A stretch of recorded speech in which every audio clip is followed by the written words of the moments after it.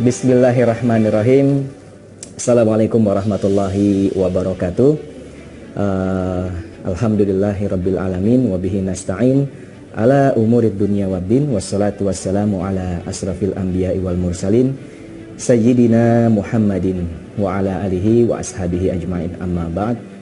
Alhamdulillah, segala puji kita panjatkan kehadirat Allah Subhanahu wa taala atas segala limpahan rahmat dan karunia yang telah Allah berikan kepada kita, sehingga pada kesempatan pagi hari ini ya, hari Kamis ya, hari Rabu, hari Rabu ya, kita ya bertemu lagi dalam Magnet Rezeki Business Academy ya, bersama saya Mujahid ya. Saya adalah seorang Certified Trainer Magnet Rezeki dan juga diamanatkan sebagai Direktur Operasional dan Teknik di PT Agrowisata Magnet Rezeki. Salawat dan salam kita panjatkan ya, kita haturkan kehadirat Rasulullah Sallallahu Alaihi Wasallam beserta para keluarga dan para sahabatnya yang mulia. Insya Allah, mudah-mudahan kita juga termasuk bagian di dalamnya. Baik, pada kesempatan pagi hari ini ya, saya akan menyampaikan materi yang berjudul cara cerdas kelola keuangan ya. Sebelum kita mulai ya, siapa aja nih yang sudah hadir di sini boleh. Oh ternyata sudah banyak ya, sudah ada berapa ini ya, Depok ya. Oh Pak Eldrin ya, di kantor ini mah Pak Eldrin ya. Alhamdulillah ya, sambil bekerja sambil menyimak ya Pak Eldrin, mudah-mudahan ilmunya bermanfaat. Teman-teman Tangsel hadir, siap belajar. Bu Teti, alhamdulillah, apa kabar Bu Teti? Sehat ya Bu Teti ya. Cimahi hadir, siap kosongkan gelas ya, alhamdulillah. Yuk sama-sama kita kosongkan gelas, kita belajar lagi. Barangkali apa yang sudah apa yang akan saya sampaikan ini pernah ya Bapak Ibu juga dapatkan, tapi kita coba review ya. Namun buat yang belum ya, kita sama-sama belajar kembali ya. Kemudian Bu Nimas ya, dari Bandung hadir, insya Allah ya, mudah-mudahan barokah ilmunya. Bu Miftah Khair ya, Masya Allah, dari Hong Kong ya, apa kabar Hong Kong ya? Oke, barokah ya, insya Allah, mudah-mudahan ilmunya. Bu Matona ya, Tangerang Selatan ya, alhamdulillah, apa kabar Bu Matona? Bu Alfi ya, Sidoarjo Jawa Timur. Bu Asih Daryanti dari Grobokan ya, Grobokan ini Jawa Timur juga ya, betul ya, Grobokan Jawa Timur ya. Bu Dini ya, Pontianak, Masya Allah ya, hadir. Faisal Riza Bengkulu, Bu Nur Hidayah Jambi ya, ya. Probolinggo Bu Diana ya, Masya Allah ya, Probolinggo. Bu Weni Pontianak ya, Insya Allah, Bismillah ya. Dan masih banyak lagi nih yang sudah hadir, Boyolali, Sukabumi ya, Bu Kinanti ya, Kinanti dari mana Bu Kinanti? Insya Allah ya. Oke, baik. Bu Ade Suryani dari Singapura ya, alhamdulillah, apa kabar Bu Ade Suryani? Mudah-mudahan ilmu yang akan kita sama-sama pelajari pada pagi hari ini bermanfaat ya buat kita semua ya. Baik. Kita akan belajar tentang bagaimana ya mengelola keuangan ya.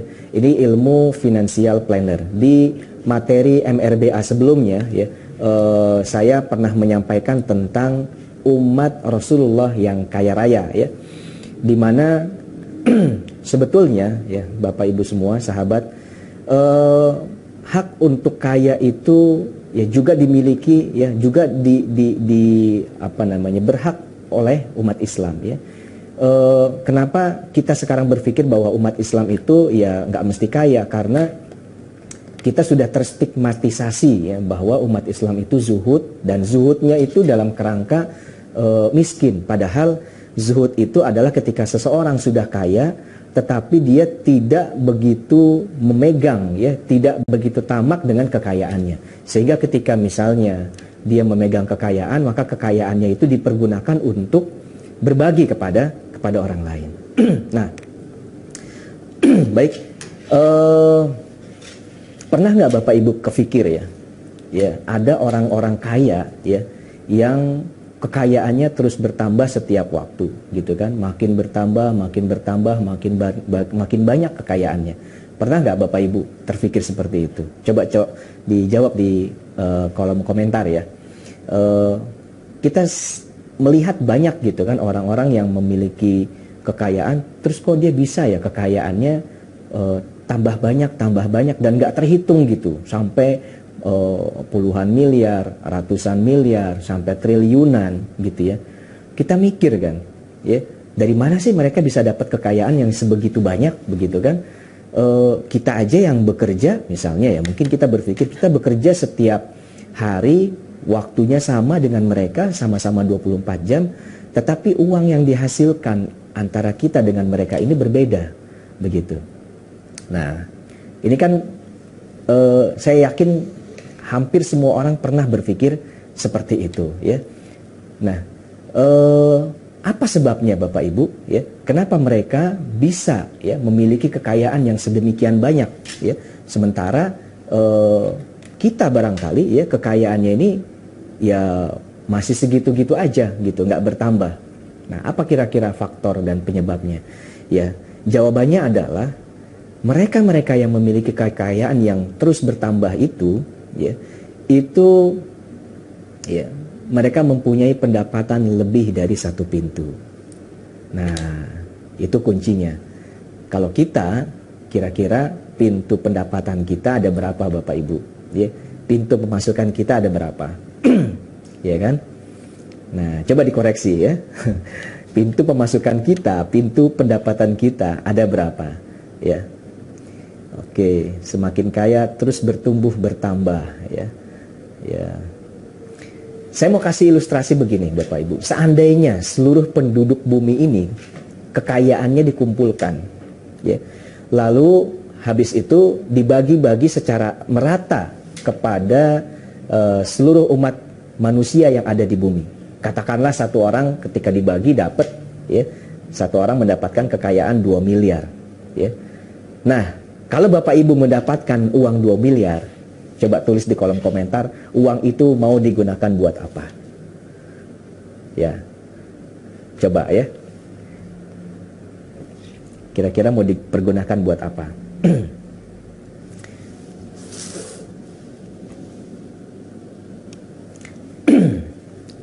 Oke, ada yang berkomentar?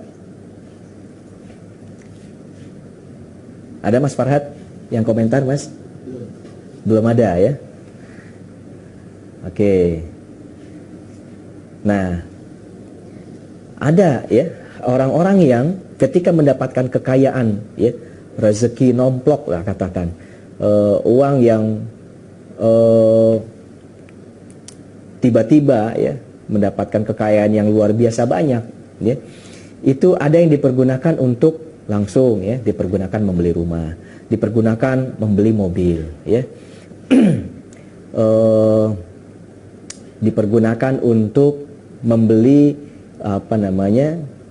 Gaya hidup ya, bermewah-mewah ya. Dengan pendidikan juga bisa, Pak. Mereka banyak pendidikan, kita cuma seadanya. Yes, betul ya. Nah, disinilah kita belajar tentang pendidikan cara kelola keuangan ya. Mereka ini yang orang kaya itu sudah punya ilmu bagaimana mengelola uang. Nah, ini ada yang berkomentar 2 miliar, yang 1,8 M buat beli dinar, 200 juta buat umroh sekeluarga. Oke, good ya. Sedekah 60% disedekahkan. Baik. Beli kebun durian di desa wisata ya, Bu Yani. Ini Bu Yani, Masya Allah ya. Bu Asi Daryanti sedekah 80% ya. Apalagi nabung dinar dan bisa banyak bersedekah di jalan Allah dan umroh bareng keluarga ya. Ya.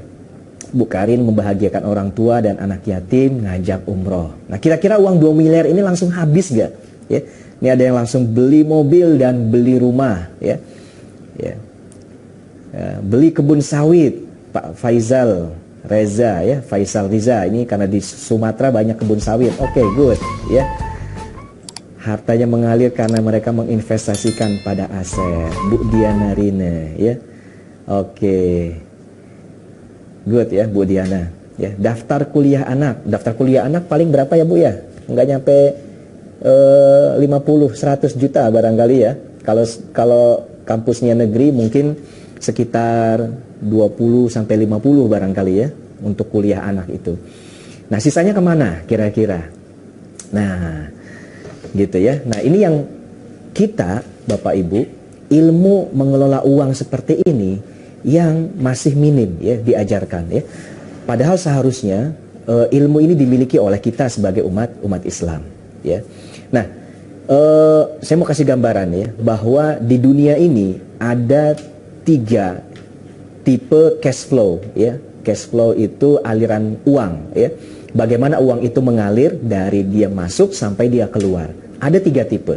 Yang pertama, tipe orang ya, tipe cash flow-nya orang tidak kaya ya atau miskin. Yang kedua, tipenya orang kelas menengah ya. Dan yang ketiga, tipenya orang kaya. Nah, saat ini umat Islam itu banyak di tipe yang pertama, Bapak Ibu ya. Kita semua banyak di sini. Ada sedikit yang masuk di tipe kelas menengah dan minim sekali yang masuk di tipe kelas orang kaya. Sedikit sekali ya. Itu yang menyebabkan akhirnya ya kita ini umat Islam itu ekonominya tidak berada di posisi puncak ya. Dahulu kala ya ketika umat Islam berjaya ya, kekayaan umat Islam itu luar biasa ya. Dalam sebuah riwayat Pak Nas juga pernah menyampaikan ya dalam beberapa kajian-kajian atau live-nya beliau yang menceritakan bahwa Umar bin Khattab itu ketika beliau wafat mewariskan 70.000 ladang pertanian yang kalau dikurskan itu nilainya kurang lebih 230-an miliar gitu. Cash flow-nya ya, penghasilannya setiap tahunnya gitu. Setiap tahun menghasilkan 230 miliar. Ya, kan luar biasa Bapak Ibu ya. Nah, baik, saya masuk kepada tipe cash flow yang pertama. Apa tadi yang pertama Bapak Ibu? Yang pertama adalah tipe cash flow-nya ya orang tidak kaya atau miskin ya. Jadi saya gambarkan ya. Selama ini Bapak Ibu, selama ini kita hanya tahu yang namanya ya ada pemasukan, ada pengeluaran ya. Ada pemasukan di sini ya.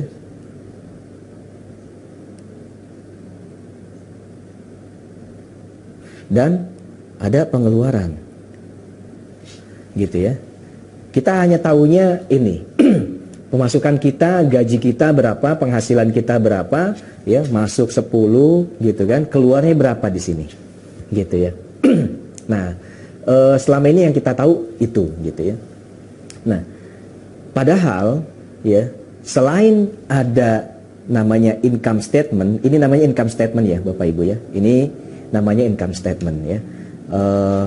Selain itu ada yang namanya ya, balance sheet. Nah, ya mohon maaf kalau gambarnya kurang rapih ya. Saya nggak jago gambar. Di sini ada namanya kolom aset. Di sini ada namanya kolom liabilitas. Ya. Nah, biasanya kita hanya fokus pada pemasukan dan pengeluaran. Sedangkan aset dan liabilitas ini tidak begitu kita perhatikan gitu. Sehingga akhirnya ya wajarlah ya. Kenapa kita masuk kepada kategori cash flow yang pertama gitu. Nah, apa sih aset dan apa sih liabilitas? Prinsipnya gini Bapak Ibu, aset adalah sesuatu yang bisa menambah pemasukan, ya.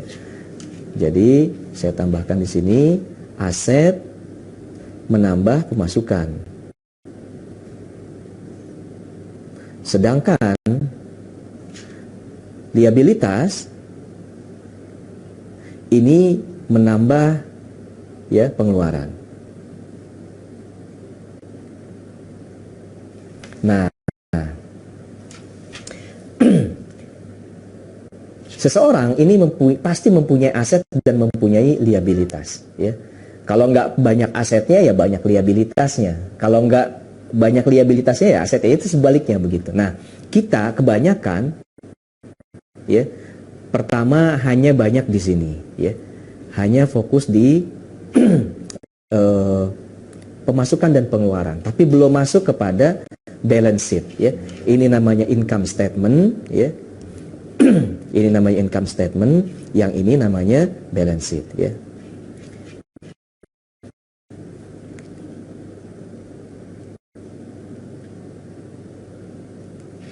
Ya, yang ini namanya income statement.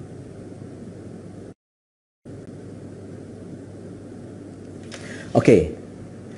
Kita masuk ke yang pertama ya. Cash flow orang tidak kaya ya. Oke. Cash flow orang yang tidak kaya ya. Tadi saya contohkan di sini ada pemasukan 10 juta ya. Pemasukan 10 juta. Ya. Lalu pengeluarannya berapa? Nah, pengeluarannya ini juga 10 juta. Ini cash flow-nya orang tidak kaya ya. Jadi semua pemasukan ya dari pekerjaan di sini ya masuk ke sini ya, lalu semuanya ke sini ya. Semuanya ke pengeluaran ya. Tidak ada sedikit pun yang masuk ke aset gitu. Tidak ada sedikit pun yang masuk ke aset. Semuanya keluar ke pengeluaran ya. Penghasilan 10 juta, pengeluaran 10 juta ya, buat pendidikan, buat kesehatan, buat kehidupan sehari-hari, makan dan seterusnya, buat hiburan ya, buat otomotif mungkin ya, servis mobil, motor dan seterusnya ya, buat belanja ini itu dan seterusnya. Setiap bulan habis ya, setiap bulan habis ya. Nah, kalau seperti ini, kalau kita mempunyai tipe cash flow yang seperti ini ya, tidak ada sedikit pun yang masuk ke aset, maka ya, kita masuk dalam kategori orang yang cash flow-nya tidak kaya atau cash flow-nya orang miskin ya. Nah, orang-orang yang seperti ini tidak berpikir sama sekali untuk bagaimana menambah aset gitu. Nggak berpikir sama sekali untuk bagaimana menambah aset. Nah, di sini mudah-mudahan kita ya dari sharing hari ini kita sama-sama belajar. Oke, kita harus tinggalkan ya tipe cash flow yang seperti ini ya. Kita harus masuk menjadi cash flow-nya orang-orang kaya ya. Sebelum itu saya akan gambarkan bagaimana sih cash flow-nya orang kelas menengah. Nah, kalau kelas menengah ya beda lagi nih Bapak Ibu ya. Oke, saya gambarkan yang kedua ya. Oke, di sini adalah income statement, kemudian bawahnya balance sheet ya. Ini income ya. Ini outcome.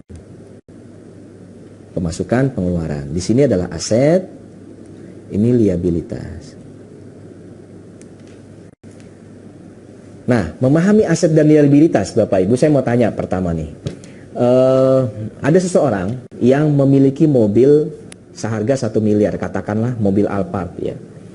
Menurut Bapak Ibu, coba tuliskan di kolom komentar, mobil Alphard ini ya, aset atau liabilitas? Coba, yuk. Tulis di kolom komentar ya. Sambil saya baca-baca ya komentar yang ada di sini. Oke. Bu Reni Handayani, Masya Allah ilmunya daging ya. Insya Allah ya, memang ilmunya ilmu daging ya, betul ya. Makanya harus betul-betul kita punya ya, kemudian kita resapi dan kita praktekkan ya. Pak Rahmat Hidayat, untuk mengembangkan usaha agar bisa menambah omset dan bisa sedekah 100 juta per bulan. Ini untuk tadi pertanyaan bagaimana kalau Anda menerima uang 2M ya. Oke. Ada yang mau komentar? Silakan. Mobil Alphard itu liabilitas atau aset ya. Di beberapa seminar yang saya ngisi di dalamnya, ketika saya lontarkan pertanyaan ini ya, jawabannya beragam. Ada yang bilang aset ya.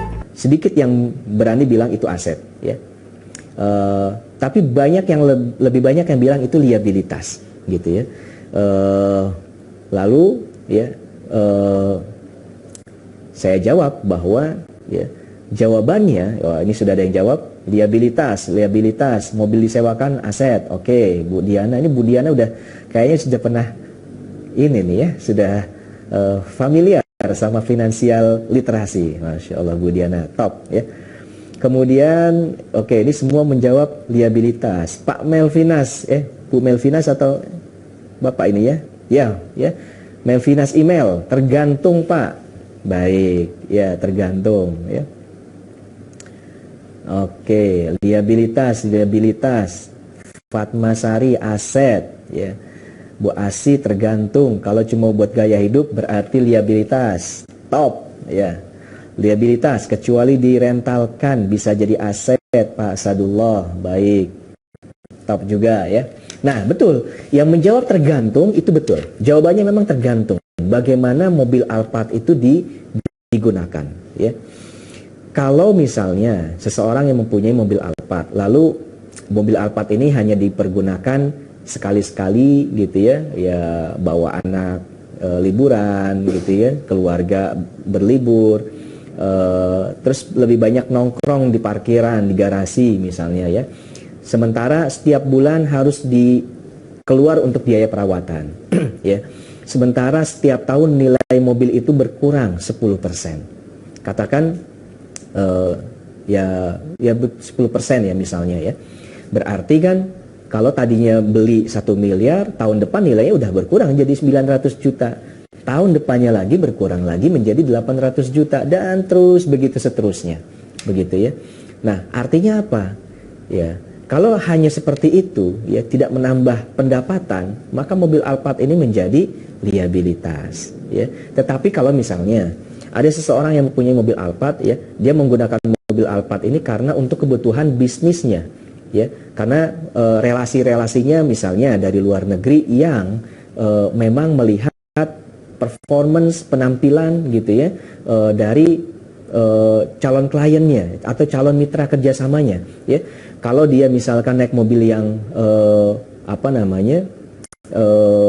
bukan Alphard gitu kan, atau mobil-mobil mewah gitu ya, maka peluang untuk mendapatkan project ya, peluang untuk deal sebuah bisnis dan sesuatu menjadi hilang ya. Maka ini dikatakan Alphardnya sebagai aset ya. Bagaimana mobil harga 1 miliar tapi bisa menghasilkan ya sebuah bisnis yang nilainya misalnya 100 juta. Nah, itu kan kembali lagi ke definisi tadi ya. Aset adalah sesuatu yang bisa menambah pemasukan, sedangkan liabilitas sesuatu yang bisa menambah pengeluaran. Nah, di cerita pertama tadi ya, ketika mobil Alphard ini hanya dipergunakan untuk kebutuhan keluarga, jalan-jalan dan seterusnya, itu mobil Alphard ini ya menjadi liabilitas ya. Karena apa? Dia hanya banyak menambah pengeluaran gitu ya. Sudah jelas setahun 100 juta. Sudah jelas setiap bulan harus servis, perawatan ya. Tetapi untuk cerita yang kedua tadi ya, bagaimana nilai mobil yang 1 miliar bisa menghasilkan ya project atau bisa menghasilkan sebuah bisnis yang nilainya ya berkali-kali lipat dari nilai mobil Alphard itu sendiri. Nah, itu namanya aset. Oke, itu nilainya mungkin besar ya. Coba kita lihat HP kita Bapak Ibu. Nah, coba kita lihat HP kita. Berapa nilai HP kita? Ya. Ada mungkin orang yang menggunakan HP dengan harga 15 juta, 20 juta, bahkan mungkin ya yang terbaru tuh iPhone 14 ya. Pro Max yang 1 tera. Wah, nilainya sampai 35 juta. Nah, siapa yang menggunakan HP-HP itu? Untuk apa dipergunakan HP-HP itu? Gitu ya. Nah, kalau misalnya kita menggunakan HP, katakanlah tadi harga 15 juta ya, tapi dengan menggunakan HP itu, hidup kita ya biasa-biasa aja ya. Dari penggunaan HP itu tidak menambah pendapatan, ya, maka HP-nya menjadi liabilitas. Tetapi kalau HP-nya bisa dipergunakan untuk bisnis online gitu ya, atau menggunakan HP yang nilainya tinggi itu ya, yang tidak murah itu karena kecepatannya, dibutuhkan kecepatan, dibutuhkan memang kalau HP-HP canggih itu kan ya kameranya bagus ya, layarnya tidak lemot gitu ya, aplikasinya bisa muat banyak dan seterusnya begitu ya. Lalu produktivitasnya bertambah dan bisa menghasilkan uang dari menggunakan HP yang lebih mahal ya, yang tidak murah itu, maka HP itu menjadi aset. Tapi sebaliknya kalau HP-nya sudah bagus tapi ya dipergunakan hanya untuk cekrek gitu ya, hanya foto gitu kan, WhatsApp ya, tidak menambah penghasilan, maka HP Anda adalah liabilitas. Cek coba ya. Akhirnya bisa ngecek semua nih di dalam rumah kita itu, banyakan mana Bapak Ibu ya, banyakan asetnya apa banyakan liabilitasnya gitu. Nah gitu kan, kita mungkin punya home theater gitu ya, kita mungkin punya sepeda, kita punya motornya mungkin nggak satu begitu ya, punya apa lagi lah, banyak sekali mungkin ya, yang perlu kita cek gitu ya, banyak asetnya atau banyak liabilitasnya. Nah, saya masuk ke tipe cash flow yang kedua ya Bapak Ibu ya. Yang kedua adalah tipe cash flow orang kelas menengah. Nah, orang-orang kelas menengah ini tadinya ya pendapatannya hanya cukup untuk dirinya sendiri ya, pas-pasan ya, masuk 10 keluar 10. Kemudian bertambah orang yang penghasilannya bahkan Bapak Ibu bayangkan 80 juta sebulan ya, selama hidupnya sebelum pandemi ya, 80 juta sebulan. Tapi ketika masuk pandemi ya, langsung ambruk keuangannya ya, langsung ambruk dan tiba-tiba seperti orang yang nggak punya uang. Coba bayangkan ya, kenapa ini bisa terjadi ya, karena orang ini masuk dalam kategori yang kelas menengah cash flow-nya ya, bukan orang kaya ya. Uangnya banyak, penghasilannya banyak sampai 80 juta, tapi cash flow-nya bukan cash flow-nya orang kaya. Makanya ketika pandemi terjadi langsung ambruk gitu. Nah, apa sih sebabnya? Oke, saya gambarkan lagi ya Bapak Ibu ya. Jadi tadi nih ada uang masuk 80 juta ya, gitu ya. Apa yang terjadi? Yang pertama kali gitu ya, yang pertama kali terjadi adalah dia bayar dulu liabilitas. Apa-apa saja liabilitasnya ya. Dia mempunyai cicilan ya, kartu kredit ya, beli ini beli itu dan segala macam ya. Karena penghasilannya tadi banyak ya, paling kan kebutuhan hidup ya 30-40 juta cukup. Berarti ada selisih 50 juta katakan, atau 40 juta katakan. 40 juta yang bisa dikapitalisasi ya, bisa dilipat gandakan dengan apa? Dengan cicilan ya. Berarti kan kalau setahun 40 juta kali 1 tahun ya, nilainya 480 juta. Wah, artinya dalam setahun saya bisa menambah barang-barang yang nilainya sampai 400 juta itu ya. Makanya belilah tuh ya, beli macam-macam lah di sini ya. Akhirnya beli macam-macam di sini ya, tagihan-tagihannya menumpuk ya. Ketika ada penghasilan, yang dibayar ini dulu liabilitas ya. Ya, beli semua secara kredit ya. Baru kemudian sisanya masuk ke sini, ke outcome, baru keluar gitu. Nah, itu yang terjadi ya Bapak Ibu. Itu yang terjadi di cash flow kelas menengah. Berapapun penghasilannya dia ya, bertambah misalnya jadi 100 juta misalnya di sini ya, cash flow-nya akan seperti ini gitu ya. Cash flow-nya akan ke sini dulu gitu ya. Akan ke liabilitas dulu, baru menjadi outcome, sisanya ya baru pengeluaran. Dan tidak ada yang ditabung ya, atau difikirkan untuk menambah aset. Nah, ini cash flow-nya orang menengah ya. Apakah kita seperti itu? Cek ya, cek diri kita sendiri ya. Mudah-mudahan kita tidak seperti itu, sehingga ya terjadi seperti cerita saya tadi ya, ketika orang yang punya penghasilan dahsyat 80 juta sebulan, berarti kan 960 juta setahun atau hampir 1 miliar satu tahun penghasilannya ya. Nah, tapi ketika pandemi langsung ambruk gitu ya, keuangannya sudah nggak mampu menopang hidupnya begitu. Nah, saya masuk ke cash flow yang ketiga ya. Yang ketiga tadi adalah cash flow-nya orang kaya. Baik, saya gambarkan di sini ya. Nah, gimana sih kalau cash flow-nya orang kaya? Ya, ini income statement-nya, kemudian ini balance sheet-nya ya.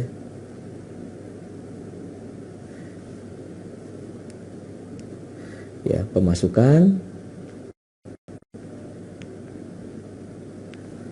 pengeluaran, kemudian ini aset, dan ini liabilitas.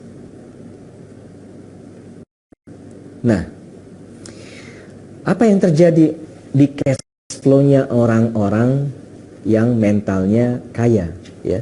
Pertama, ketika dia mempunyai pemasukan ya, maka dia pergunakan dulu di sini ya, ada pemasukan.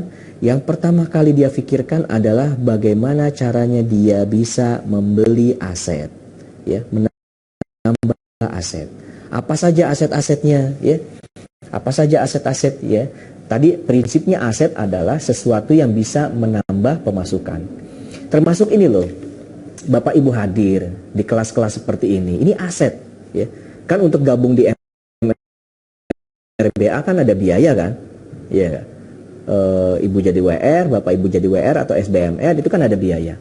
Ya. Kemudian ikut kelas-kelas seperti ini, ya, mendengarkan materi-materi seperti ini. Ini adalah aset, ya, ya, sesuatu yang bisa menambah ilmu. Ya, ilmu itu aset, gitu. Karena apa? Itu akan mengubah perilaku kita, ya, sehingga itu akan mengubah nasib kita. Ya. Kemudian nanti ibu misalkan bapak ibu ikut training ya yang menambah pengetahuan ya, itu adalah aset ya. Lalu bukan hanya itu saja nantinya, misalnya membeli aset-aset properti misalnya, bapak ibu mempunyai uang yang dalam waktu relatif singkat ya atau dalam waktu jangka pendek itu tidak dipergunakan, maka belilah properti ya yang dia mempunyai tingkat pengembalian baru di jangka panjang gitu ya, yang baru bisa sangat bernilai sekali ketika jangka panjang gitu. Nah, ilmu properti saya ini diajarkan dari orang tua saya ya, dimana waktu orang tua saya waktu tahun 94 ya itu membeli sebidang tanah, harganya waktu itu per meternya Rp45.000 gitu. Rp45.000 ya, masih berupa kolam-kolam ya, bekas tambak waktu itu ya. Akhirnya datangin tanah, diuruk ya dan seterusnya, dan sekarang Bapak Ibu nilainya berapa ya? Nilainya sudah hampir berapa? Kalau 9 juta tuh berapa ya? Berapa kali lipat? 200 kali lipat ya. Ya. 45 kalau 10 kali lipatnya kan 450 ya kan. Kalau 4,5 juta berarti kan nilainya 100 kali lipat. Nah, ini nilainya 200 kali lipat ya. Nah, itu properti ya. Dan saya kira ini umum ya, terjadi di mana-mana.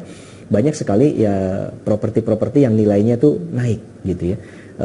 Nah, jadi salah satu kekayaan yang dimiliki oleh orang-orang yang saya ceritakan tadi di awal, orang-orang kaya ya, mereka mempunyai investasi di bidang properti gitu.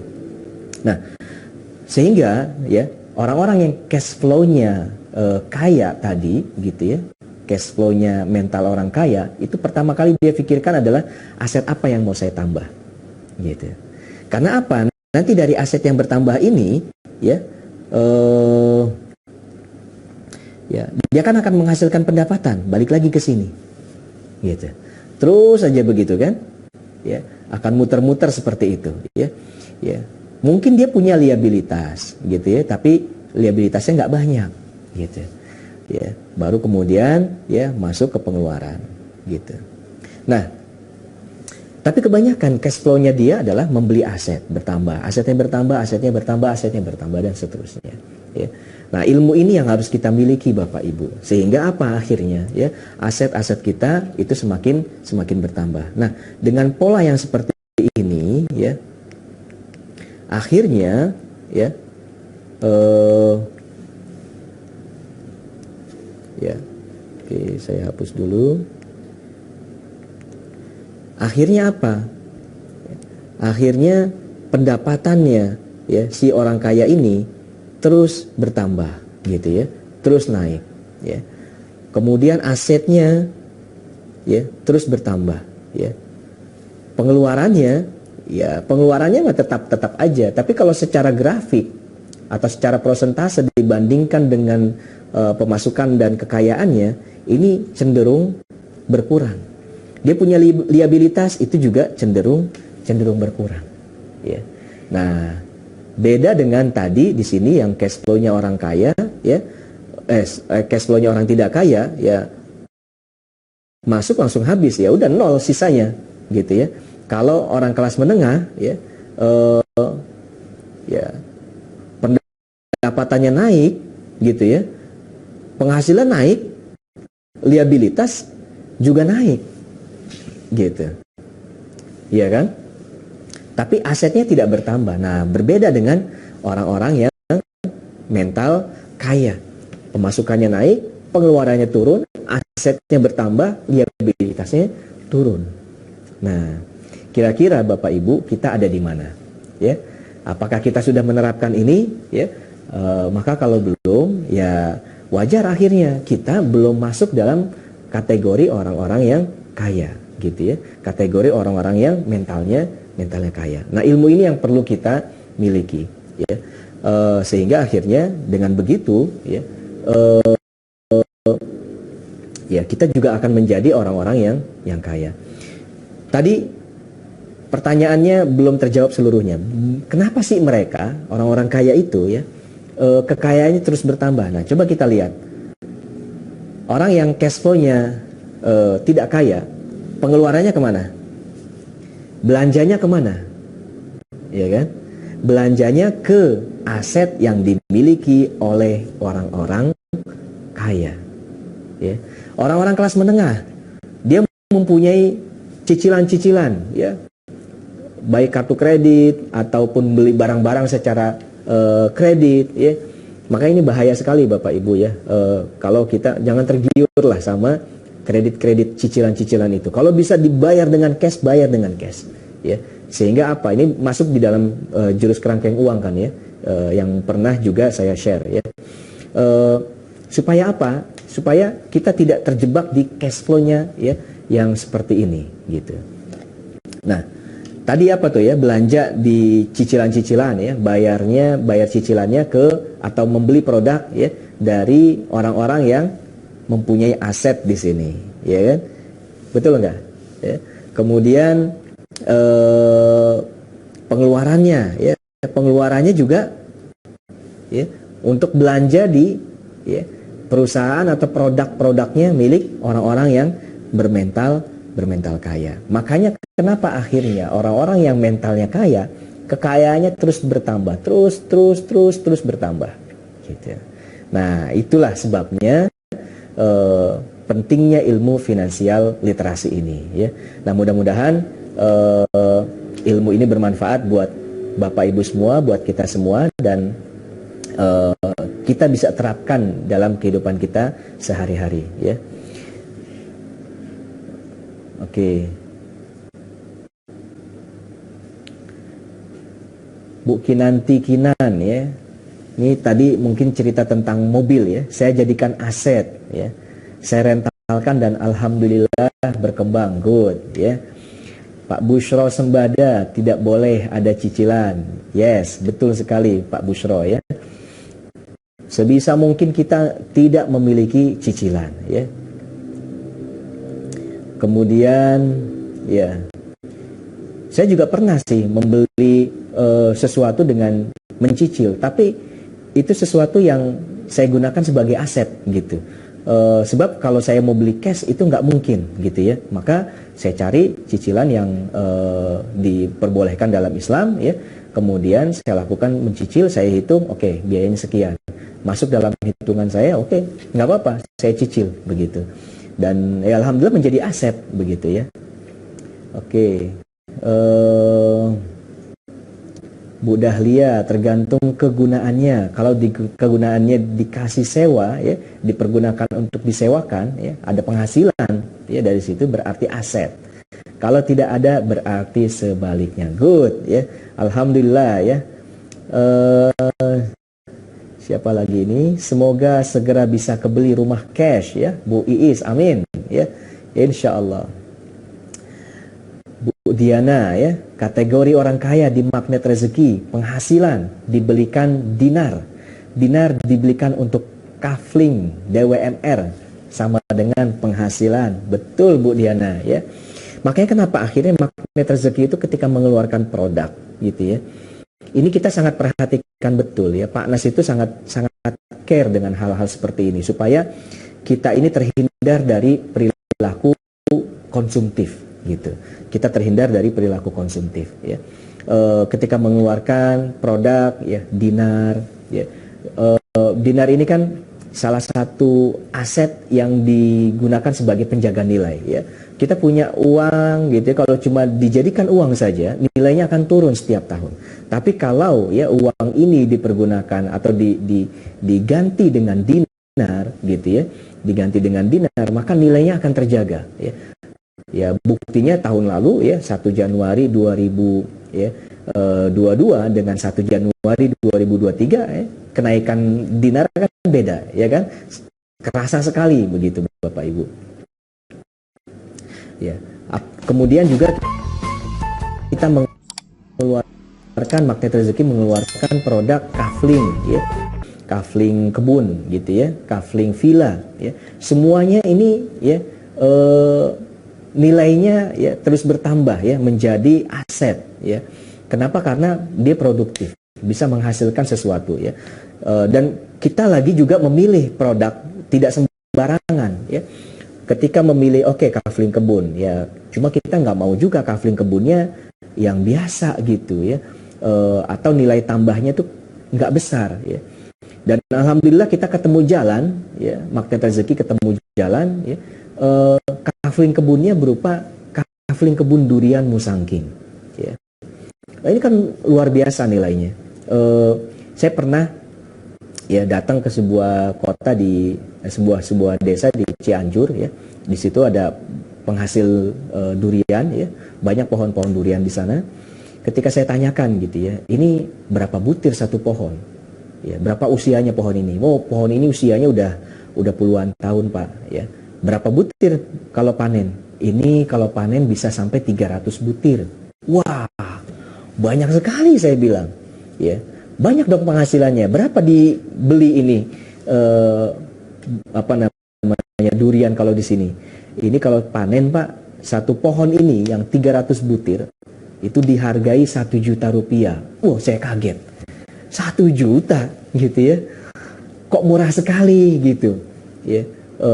Ya karena ternyata memang duriannya durian lokal, ya. Memang durian lokal kita, ya, harga di petani, ya, kalau 300 berarti kan kurang lebih 3.000 sampai 5.000 rupiah kan per butir, ya. Nanti sama pengepul dipilih lagi, disortir mana yang bagus, ya, mana yang tidak bagus, ya. Paling hanya separuhnya yang bagus yang masuk ke pasaran, ya. Baru dari situ nanti kan, ya, dijual lagi ke penjual. Mungkin ke penjual, ya, penjual belinya 15.000 per butir dan seterusnya, ya. Ya, pebisnis kan berpikir untung, ya kan, seperti itu. Nah, beda dengan durian Musangking, ya. Magnet rezeki kita memilih, ya, kenapa kita memilih, akhirnya kita mau masuk ke bisnis ini, ya, karena ketika dihitung-hitung, wah, durian Musangking nilainya luar biasa di harga petani, ya, saat ini.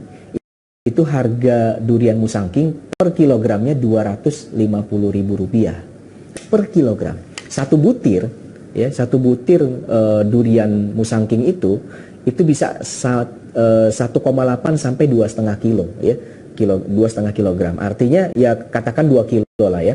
Satu butir nilainya 500.000 Bapak Ibu.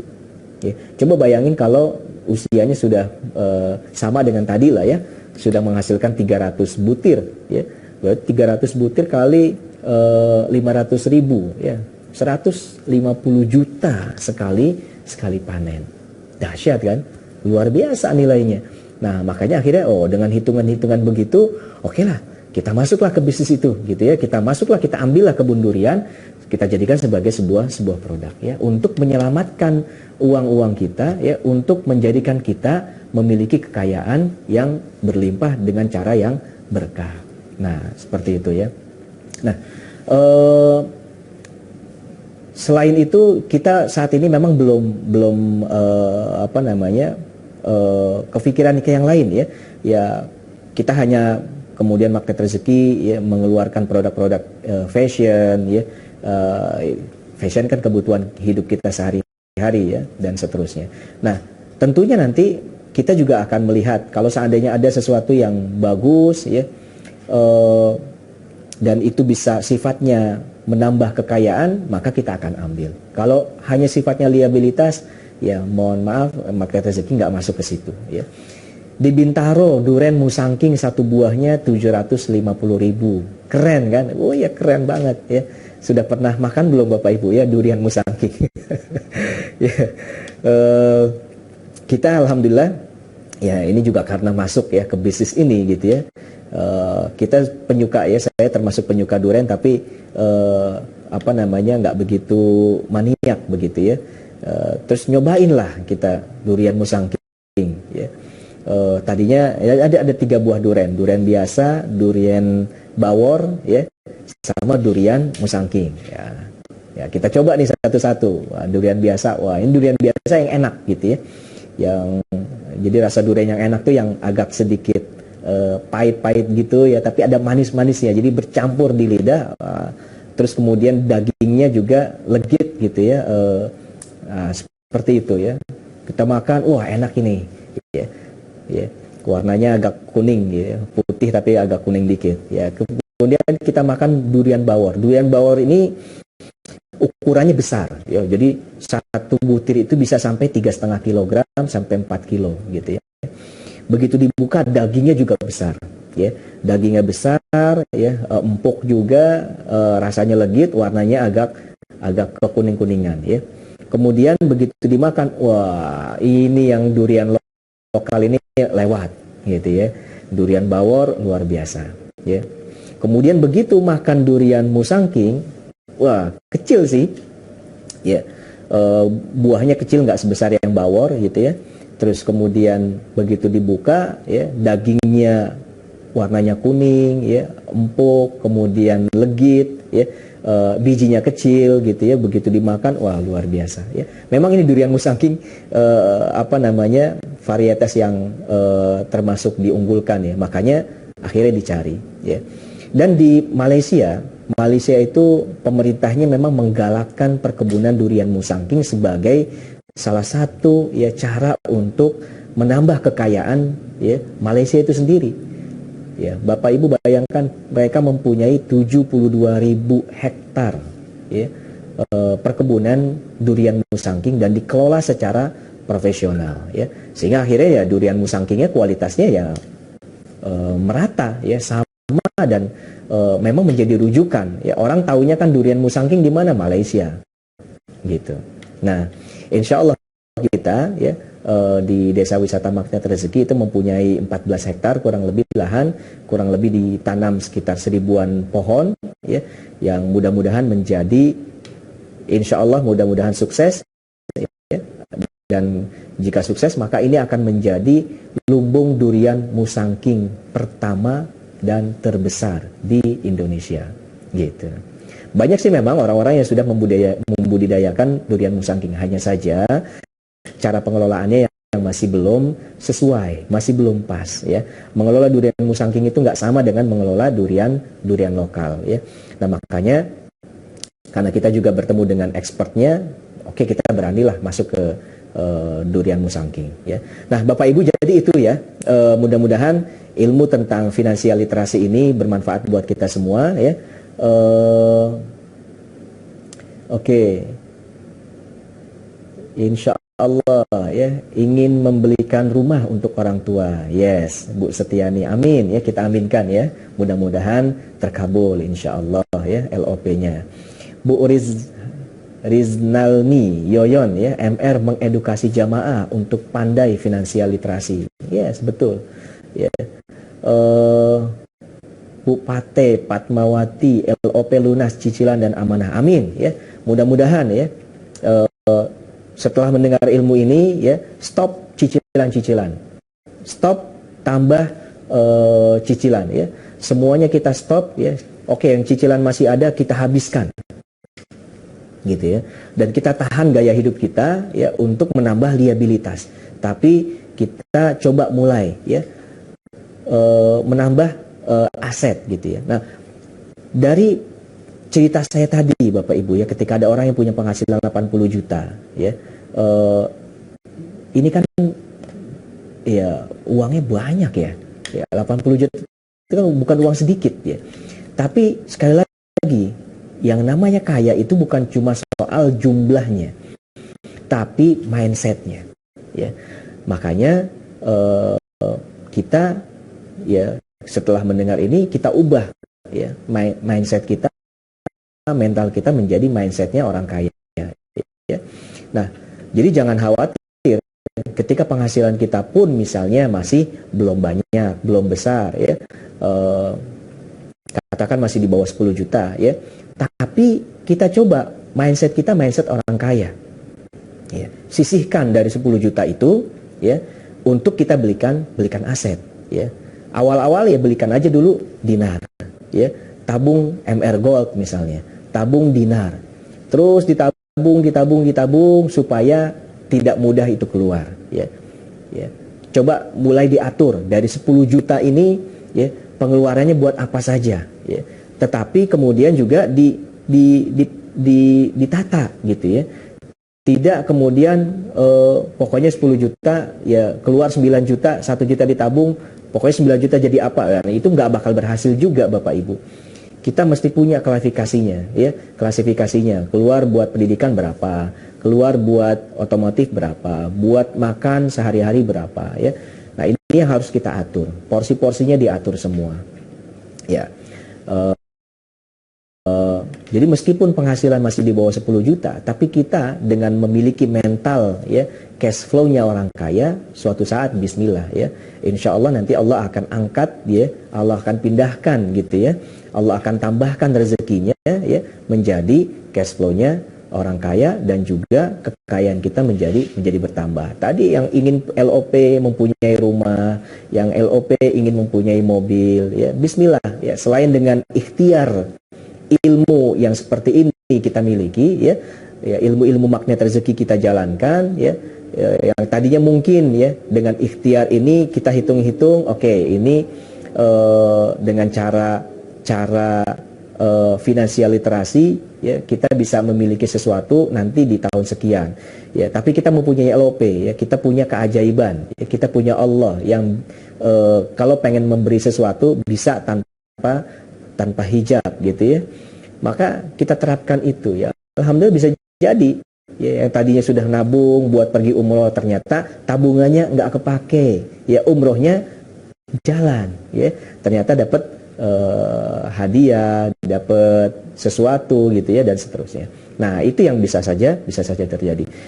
Nah, ilmu finansial literasi ini juga bagian dari ikhtiar kita untuk menarik rezeki Allah yang lebih dahsyat ya. Mudah-mudahan Bapak Ibu semua apa yang saya sampaikan bisa bermanfaat ya. Ilmu ini bermanfaat sekali lagi ya buat kita semua ya, dan semoga kita semua insan magnet rezeki itu berada di cash flow-nya orang kaya, sehingga nanti misal ya suatu saat kita ingin membeli produk gitu ya, ingin membeli produk, maka produk yang kita beli adalah produk ternyata produknya insan magnet rezeki, kan keren gitu ya. Kemudian kita membeli sesuatu ya wah, ini ternyata produknya insan magnet rezeki ya. Itu luar biasa keren ya. Insya Allah mudah-mudahan ya, ini LOP kita semua ya, ini harapan kita semua, mudah-mudahan terwujud insya Allah ya. Demikian, mudah-mudahan bermanfaat. Apa yang benar hanya datang dari Allah Subhanahu wa taala, dan yang tidak benar datang dari diri saya sendiri. Saya juga masih belajar, insya Allah terus mematangkan diri ya. Taufiq wal hidayah, wallahu muwaffiq ila aqwamit thoriq. Wassalamualaikum warahmatullahi wabarakatuh.